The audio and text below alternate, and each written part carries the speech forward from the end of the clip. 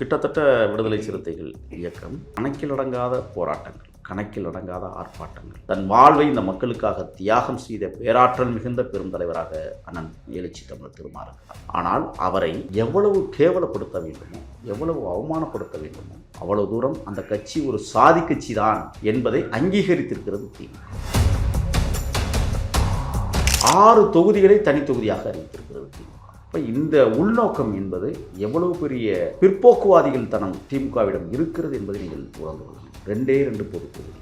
விடுதலை சிறுத்தைகள் கட்சியினுடைய 2ஆம் கட்ட தலைவர்கள் என்று சொல்லித் திரிகிறவர்கள் சில பேர், அவர்கள் நடத்துகிற நாடகங்கள், விடுதலை சிறுத்தைகளின் தலைவருடைய தியாகமற்ற வாழ்க்கையை கொச்சைப்படுத்துகிற கூட்டமாக 2ஆம் கட்ட தருதலைகள் இன்றைக்கு விசிகாவில் இடம்பெற்றிருக்கிறார்கள். கம்யூனிஸ்ட் கட்சிக்குமே போன தடவை 6 தொகுதிகள் ஒதுக்கிட்டு இந்த தடவை 5 தொகுதி தான் ஒதுக்கியிருக்காங்க. இதுவுமே தேமுதிகவுக்கு சீட்டு அதிகப்படுத்தணுன்றது நோக்கமாக தான் இருக்குமா? கண்டிப்பாக கம்யூனிசத்தின் மாபெரும் தலைவராக இருக்கிற ஸ்டாலின் பெயரை தாங்கி இருக்கிற முதலமைச்சர் ஸ்டாலின், முன்னாள் முதலமைச்சர், அவர் பெயரை வைத்திருக்கிற இந்த ஸ்டாலின் இங்கே இருக்கிற கம்யூனிஸ்டுகளை ஒழித்து கட்டுவதில் மும்முரமாக இருக்கிறார்.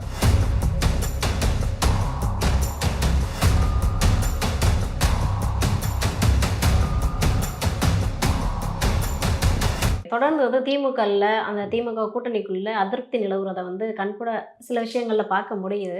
அப்படின்றப்ப நீங்கள் தொடர்ந்து காங்கிரஸ் பக்கம் பேச்சுவார்த்தை நடந்துருக்கு. திமுக கூட்டணிக்குள்ளே என்னதான் சார் நடக்குது? ஏன்னா காங்கிரஸ்க்கு 28 இடம் கொடுத்தாங்க.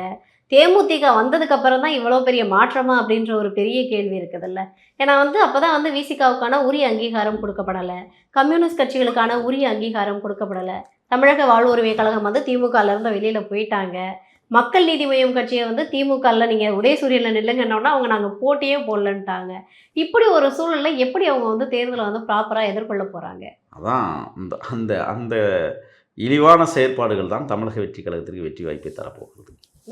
இன்றைக்கி கிட்டத்தட்ட விடுதலை சிறுத்தைகள் இயக்கம் கணக்கில் அடங்காத போராட்டங்கள், கணக்கில் அடங்காத ஆர்ப்பாட்டங்கள், சொல்லுகிற அளவிற்கு மாநாடுகள் இன்றைக்கும் தமிழ்நாட்டை பிரதிபலித்துக் கொண்டிருக்கிறது. கண்டிப்பாக ஒரு மாபெரும் இயக்கத்தின் தலைவர், ஒரு சாதாரண சாமானிய குடும்பத்திலிருந்து பிறந்து தன் வாழ்வை இந்த மக்களுக்காக தியாகம் செய்த பேராற்றல் மிகுந்த பெரும் தலைவராக அண்ணன் எழுச்சி தமிழர் திருமாறுகிறார்.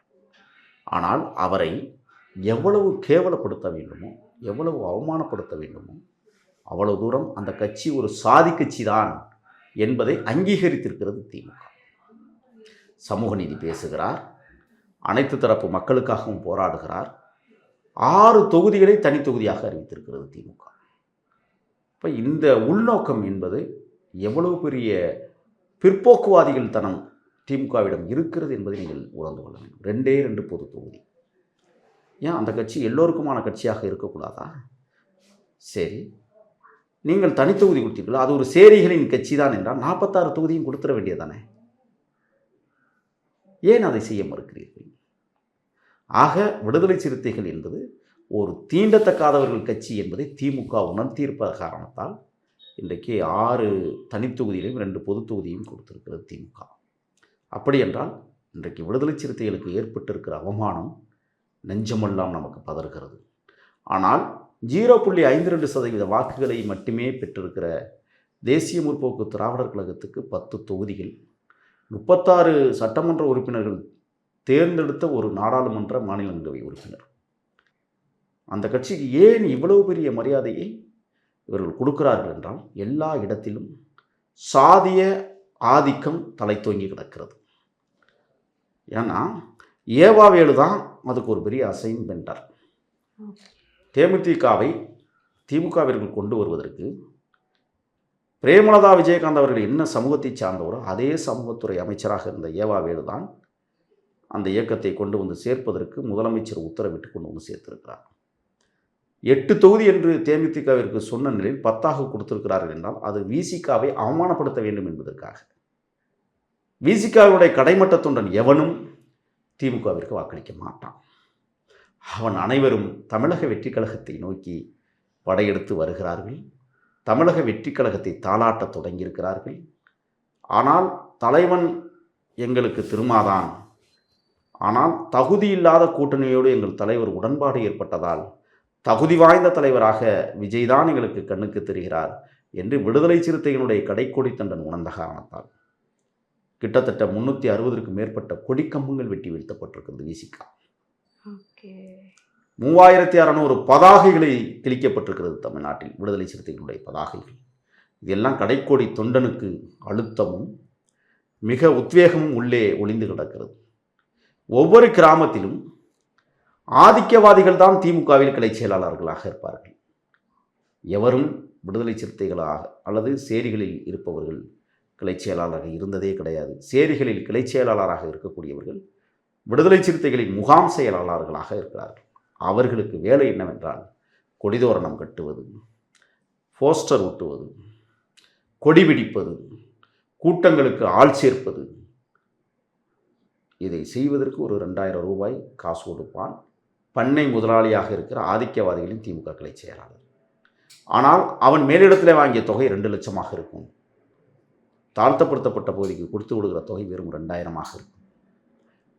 ஆக காலம் முழுவதும் அவன் அடிமைப்பட்டே கிடக்கிற சூழல் விடுதலை சிறுத்தைகளின் அடிமட்ட தொண்டனுக்கும் புரிந்த காரணத்தால் இந்த முறை திமுகவிற்கு வாக்களிப்பதில்லை என்கிற முடிவுக்கு வந்திருக்கிறார்கள். விடுதலை சிறுத்தைகள் கட்சியினுடைய 2ஆம் கட்ட தலைவர்கள் என்று சொல்லித் திரிகிறவர்கள் சில பேர். ஓகே. அவர்கள் நடத்துகிற நாடகங்கள், அவர்கள் அனைவரும் திமுகவினுடைய முக்கிய பொறுப்பாளர்கள் போல செயலாற்றி கொண்டிருக்கிறார்கள். அவர்கள் விடுதலை சிறுத்தைகளின் தலைவருடைய அந்த தியாகமற்ற வாழ்க்கையும் அல்லது அவர் வழிநடத்துகிற செயலாற்றலையும் கொச்சைப்படுத்துகிற கூட்டமாக 2ஆம் கட்ட தருதலைகள் இன்றைக்கு விசிகாவில் இடம்பெற்றிருக்கிறார்கள். நாடாளுமன்ற உறுப்பினர் ஒருவர் விழுப்புரம் தொகுதி ஒரு மாநிலத்தினுடைய பொதுச் செயலாளர், கட்சியினுடைய பொதுச் செயலாளர் கரைவேட்டி கட்ட மாட்டார், காரில் கட்சி குடியும் கட்ட மாட்டார். ஆனால் பொன்முடியினுடைய மனைவியின் காலிலே போய் கும்பிட்டு கிடப்பார். அப்படிப்பட்டவர் தான் அங்கே பொதுச் செயலாளர். ஆக பதவி சுகங்களை அனுபவிப்பவர்கள் அனைவரும் திமுகவினுடைய அனுதாபிகளாக இருக்கிறார்கள். அண்ணன் திருமா தடுமாறி கொண்டிருக்கிறார். 8 தொகுதியும் வாங்கியிருக்கிறார். எனக்கு கிடைத்த தகவலின் அடிப்படையில் ஏற்கனவே வெற்றி பெற்றவர்கள் எவருக்கும் சீட்டு கிடையாது என்று அறிவிக்க இருக்கிறார் என்பது தகவல். ஆக புதிய பரிணாமத்தை நோக்கி விசிக காய் நகர்த்துகிறது என்றாலும் கூட்டணியில் சக்தி இல்லை, கூட்டணியில் வலுவில்லை, கூட்டணியில் மரியாதை இல்லை, கூட்டணியில் இருமாப்புகள் இருக்கிறது, கேவலங்கள் இருக்கிறது, அவமானங்கள் இருக்கிறது, அருவருக்கத்தக்க வார்த்தைகள் இருக்கிறது. மீண்டும் அண்ணன் எழுச்சி தமிழர் அவர்களோடு தான் பயணிக்கிறார் என்பதுதான் எங்களுக்கு வருத்தம். கம்யூனிஸ்ட் கட்சிக்குமே போன தடவை 6 தொகுதிகள் ஒதுக்கிட்டு இந்த தடவை 5 தொகுதி தான் ஒதுக்கியிருக்காங்க.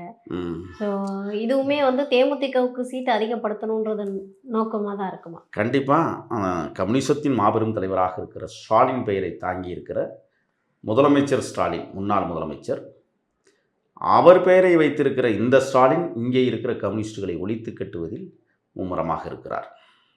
அது கிட்டத்தட்ட இடது வலது கம்யூனிஸ்டுகள் இரண்டையுமே இன்றைக்கு கொச்சைப்படுத்தி இருக்கிறார். 5 சீட்டுகள் கொடுத்து அவமானப்படுத்தி இருக்கிறார். அவர்களும் வெட்கமில்லாமல் அந்த சீட்டை வாங்கி கொண்டு களத்திற்கு வர காத்திருக்கிறார்கள். அங்கே இருக்கிற உண்மையிலேயே கொள்கை பிடிப்பாளர்கள் யாரும் திமுகவிற்காக வேலை செய்ய மாட்டார்கள். அவர்கள் 5 தொகுதிகளில் போய் வேலை செய்ய காத்திருக்கிறார்கள். தமிழ்நாடு முழுவதும் இருக்கிற தொண்டர்கள் கம்யூனிஸ்ட் கட்சி எங்கே நிற்குதோ அங்கே போய் வேலை செய்ய போகிறான். திமுக நிற்கிற இடத்துல வேலை செய்ய மாட்டாங்க. அப்படி தான் இருக்குது. ஆக இன்றைக்கு தேசிய முற்போக்கு திராவிடர் கழகத்திற்கு ஏதோ ஒரு மிகப்பெரிய லக்கி அடிச்சிருக்கு. அவர்கள் மகிழ்ச்சியோடு இருக்கிறார்கள். இந்த பக்கம் கூட்டணிகளாக நான் என்ன கேட்குறேன்னா, நாளைக்கு எந்த சூழலிலும் தொங்கு சட்டசபை வறுமையானால் நிச்சயமாக தேசிய முற்போக்கு திராவிடர் கழகத்தினுடைய எவரேனும் ஒருவர் கூட வெற்றி பெற்று சட்டசபைக்கு வந்தார் என்றால் அவர் நாளைக்கு பாஜக பக்கம் போய் விடுவார் என்பதை திமுக உணராமல் இருக்கிறது. ஆனால் தமிழ் தேசியம் பேசின அண்ணன் தமிழக வாழ்வுரிமை கட்சியினுடைய தலைவர் வேல்முருகனை கலாய்த்து தள்ளி அவமானப்படுத்தி வெளியேற்றியிருக்கிறார்கள்.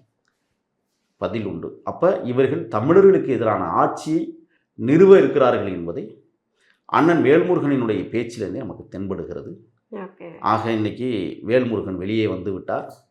தனியரசு இவ்வளவு நாட்களாக தொங்கிக் கொண்டிருந்தவரும் இன்றைக்கு பேசி கொண்டிருக்கிற நேரத்தில் வெளியே வந்து விட்டார். அடுத்து கமலஹாசன் கட்சியை முடித்து விட்டார்கள். விடுதலை சிறுத்தைகள் கட்சியை விழுங்க நினைக்கிறார்கள். இதுதான் திமுகவுடைய அஜெண்டா. இந்த சலசலப்புகள், இந்த சஞ்சலனங்கள் ஒவ்வொரு கட்சி தொண்டனுக்கும் உள்பாரத்தை ஏற்றி இருக்கிறது. கூட்டணி கட்சிகளில் இருக்கிற தொண்டர்கள் எவரும் திமுகவிற்கு வேலை செய்ய மாட்டார்கள். ஓகே. இப்போ திமுக வந்து தொடர்ந்த காலத்தில் வந்து பணியாற்ற ஆரம்பிச்சிட்டாங்க. அவங்க ஒரு வருஷமாகவே பண்ணிட்டு இருக்காங்க. அதிமுகவும் பார்த்தீங்கன்னா அவங்க கிட்டத்தட்ட 297 தேர்தல் அறிக்கையும் வெளியிட்டுட்டாங்க.